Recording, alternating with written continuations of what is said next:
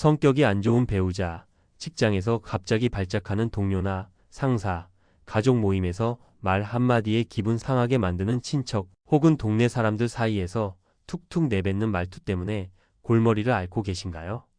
사실 이런 사람들과는 인연을 끊는 것이 최고입니다.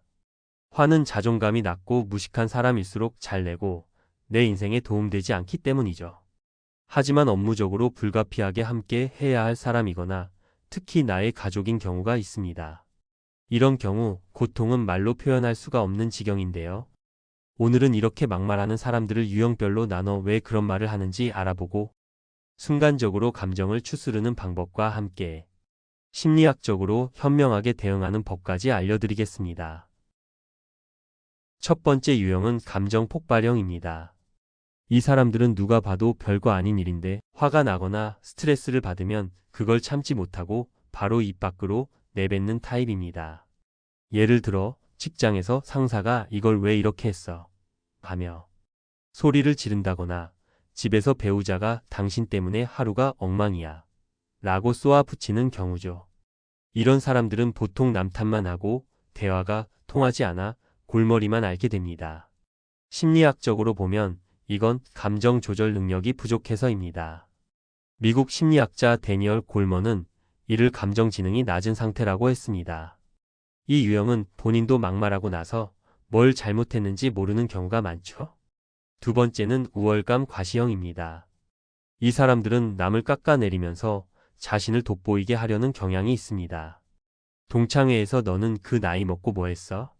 라며 비웃는다거나 내가 너 같았으면 진작 포기했어 같은 말을 던지죠.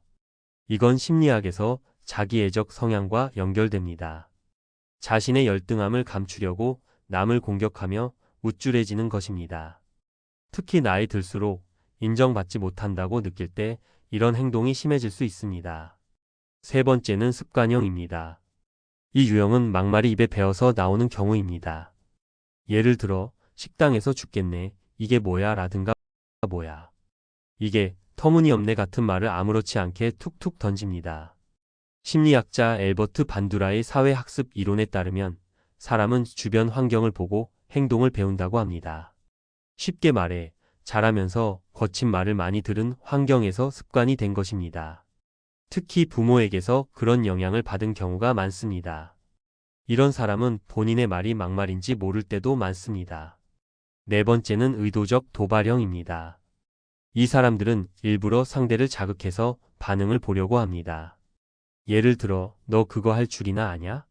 하며 빈정대는 동료나 SNS에서 이런 것도 모르냐고 댓글 다는 사람들입니다. 이건 심리학적으로 통제욕이나 관심 끌기 욕구에서 비롯됩니다. 상대를 흔들어서 우위를 점하려는 것입니다. 특히 이런 유형은 나쁜 의도가 있을 때 많습니다. 이러한 유형을 알아두면 대응할 때 훨씬 수월합니다. 이젠 이런 막말에 어떻게 대응할지 효과적인 5가지 방법을 알려드리겠습니다. 첫 번째는 외부 개입법입니다. 막말이 심해지면 제3자를 끌어들여 상황을 돌립니다. 직장에서 너 무능력해 라고 하면 이건 팀장님께 여쭤보는 게 낫겠습니다 라고 합니다. 심리학적으로 사회적 지원이 스트레스를 줄여줍니다. 내가 직접 맞설 필요 없이 갈등을 완화합니다. 코엔과 윌스의 연구에서도 외부 도움은 효과적이라고 나옵니다. 다만 너무 자주 쓰면 회피로 보일 수 있습니다. 반복적인 막말이나 우월감 과시형에게 써보시기 바랍니다.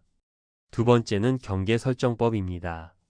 막말이 반복되면 상대에게 분명히 선을 그어줘야 합니다.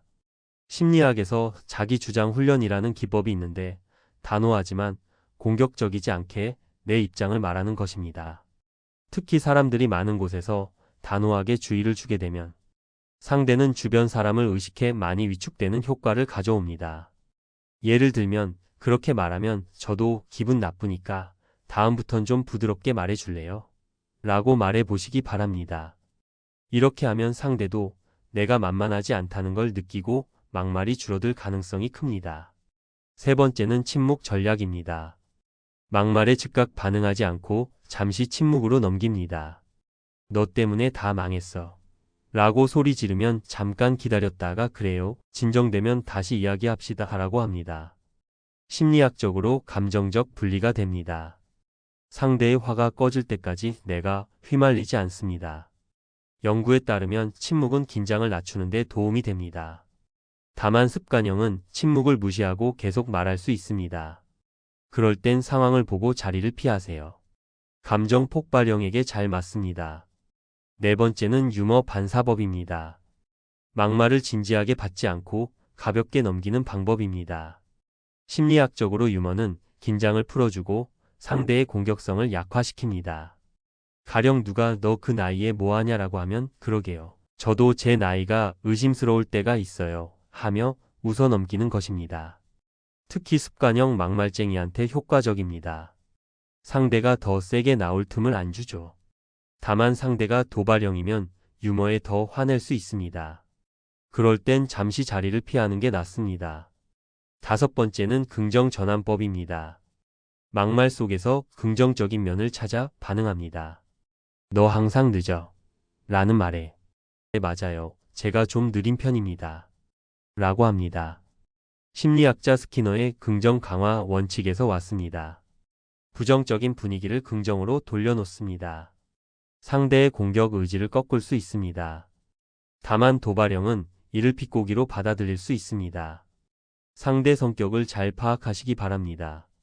습관형이나 우월감 과시형에게 유용합니다. 그리고 절대 하지 말아야 할 말도 알려드리겠습니다. 첫 번째, 너도 똑같아.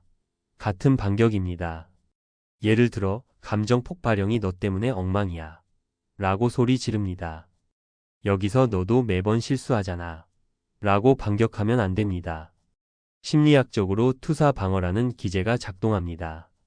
상대는 자기 잘못을 인정하기 싫어 더 화를 냅니다. 내가 언제 그랬어? 하며 싸움이 커집니다. 가령 회사에서 상사가 너 이거 왜 이렇게 했어? 라고 했습니다. 동료가 팀장님도 지난번에 비슷했잖아요. 라고 했더니 상사가 책상을 치며 뭐라고? 하며 더 화냈습니다. 결국 분위기가 최악이 됐습니다.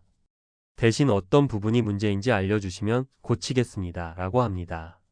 감정을 누르고 대화를 풀어냅니다. 두 번째, 너 진짜 한심하다 같은 인신공격입니다. 우월감 과시형이 너는 그 나이에 뭐 했어? 라며 비웃습니다. 여기서 너야말로 한심하지. 라고 하면 안 됩니다. 이는 자아 방어를 건드립니다. 상대는 자기애가 강해서 더 강하게 반격합니다. 심리학자 칼 로저스는 모욕이 자존감을 공격하면 방어적 태도가 강해진다고 했습니다. 실제 사례로 동창회에서 친구가 너는 별로 안 변했네라며 빈정댔습니다. 다른 친구가 너야말로 대단한 것도 없잖아. 라고 했더니 그 친구가 내가 너보다 낫지. 하며 자랑을 늘어놓았습니다. 분위기가 싸해졌습니다. 대신 이렇게 하세요. 사람마다 속도가 다르죠 라며 가볍게 넘깁니다. 상대의 자존감을 건드리지 않습니다. 세 번째, 내가 뭔데 나한테 이래? 같은 권위 도전입니다. 도발형이 너 그거 할 줄이나 아냐? 라고 자극합니다. 여기서 내가 뭔데 나를 평가해?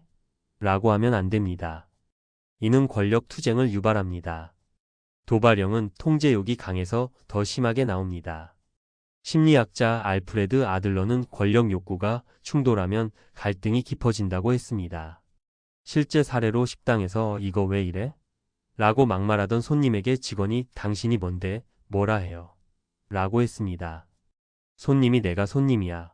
하며 사장님을 부르라고 소란을 피웠습니다. 결국 상황이 더 꼬였습니다. 대신 이렇게 하세요. 어떤 점이 불편하신지 말씀해 주세요. 라고 합니다. 상대의 의도를 꺾고 대화로 돌립니다. 네 번째, 내가 뭘 잘못했어? 같은 방어적 변명입니다. 감정 폭발형이 너 때문에 다 망했어. 라고 소리 지릅니다. 여기서 내가 뭘 잘못했어? 나쁜 의도 없었어. 라며 변명하면 안 됩니다. 심리학적으로 방어 기제가 작동합니다. 상대는 변명을 공격받는 걸로 느끼고 더 화를 냅니다. 존 가트맨의 연구에서 방어는 갈등을 키운다고 나옵니다. 실제 사례로 집에서 배우자가 당신 때문에 늦었잖아. 라고 했습니다. 내가 뭘 어떻게 했는데? 당신이 느린 거 아냐? 라고 대꾸했더니 변명만 늘어놓네. 하며 싸움이 길어졌습니다. 결국 서로 지쳤습니다. 대신 이렇게 하세요. 어떤 점이 문제였는지 알려주세요. 라고 합니다. 변명 대신 대화로 풀어냅니다. 5번째. 너 진짜 짜증나. 같은 감정적 과민 반응입니다. 습관형이 죽겠네. 이게 뭐야? 라며 툭툭 던집니다. 여기서 너 진짜 짜증나. 말 좀 제대로 해. 라고 터뜨리면 안 됩니다. 왜 위험한가요? 이는 감정 전염을 일으킵니다. 내 화가 상대를 더 자극하고 악순환이 됩니다. 심리학자 데니얼 골먼은 감정 조절 실패가 갈등을 키운다고 했습니다. 실제 사례로 식당에서 이거 왜 이래? 라고 투덜 때는 옆자리 아저씨에게 그러지 마세요. 짜증나요. 라고 했습니다. 그러자 내가 뭘 어쨌다고 하며 목소리를 키웠습니다. 결국 다른 손님까지 불편해했습니다. 대신 이렇게 하세요. 그렇게 말씀하시면 저도 당황스럽습니다. 라고 차분히 말합니다. 감정을 누르고 상황을 정리합니다. 6번째. 알았어, 됐어 같은 과도한 회피입니다. 도발형이 너 그거 할 줄이나 아냐? 라며 자극합니다. 여기서 알았어, 됐어, 너 알아서 해라며 대화를 끊으면 안 됩니다. 심리학적으로 회피 행동은 상대에게 승리감을 줍니다. 도발형은 더 심하게 나올 가능성이 큽니다. 알프레드 아들러는 회피가 권력 불균형을 만든다고 했습니다. 실제 사례로 직장에서 너 이거 제대로 못하네라고 빈정대는 동료에게 알았어요. 됐어요. 라고 했습니다. 그런데 다음날 또 너는 늘 포기하네라며 도발했습니다. 계속 당할 뻔했습니다. 대신 이렇게 하세요. 어떤 도움을 원하시면 말씀해 주세요. 라고 합니다.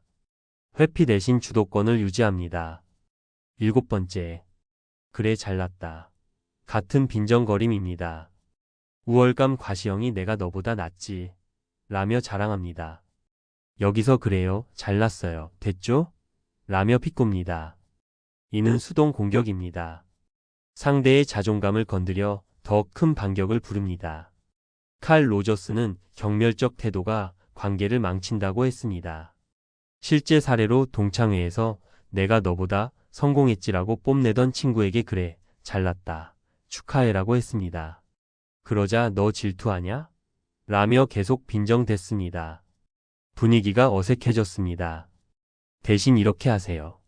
잘 드셨다니 좋네요. 라고 간단히 인정합니다. 싸울 필요 없이 넘깁니다. 이 7가지만 잘 지키셔도 상황이 악화되지 않습니다.